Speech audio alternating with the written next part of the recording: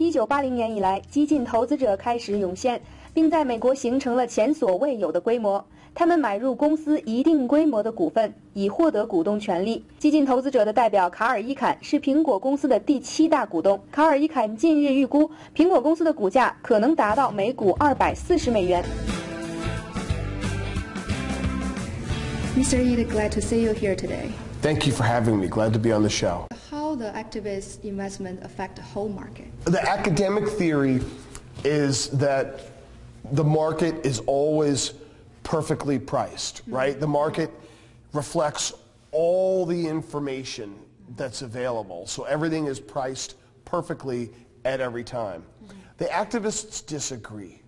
The activists think they see something that the market is missing. They think that there's a misvalue in that perfectly efficient market.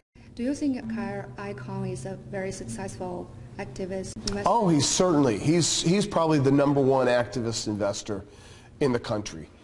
You know, he started doing it back in 1980 before anybody else was doing it. He's been involved now for over 40 years.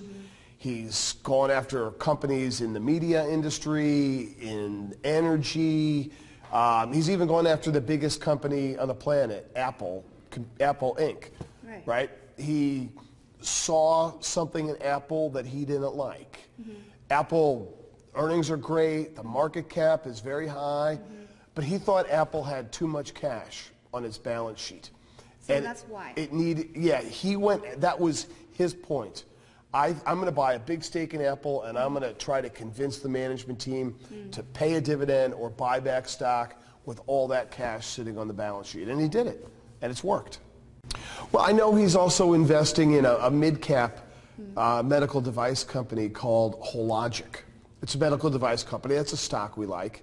Hologic makes medical devices for women's health, breast cancer detection products, and I think that's a growing industry. There's more and more attention paid toward women's health, and they've got a very novel and effective product. In the age of a bull market, which sectors do you think the investors can get more profit? Well, right now, one of the sectors we like is the consumer sector. We think the U.S. consumer is doing very well. They're sitting on stock market gains. Unemployment is down to 5.3%, so a lot of them have jobs. Housing prices have recovered. So the consumer is very confident. And I think consumer discretionary companies like automakers, some of the broadcasters, or theme park companies like Disney, I think are good opportunities here. And I also think healthcare is a good opportunity. The pharmaceutical industry is bringing a lot of new products out to the market.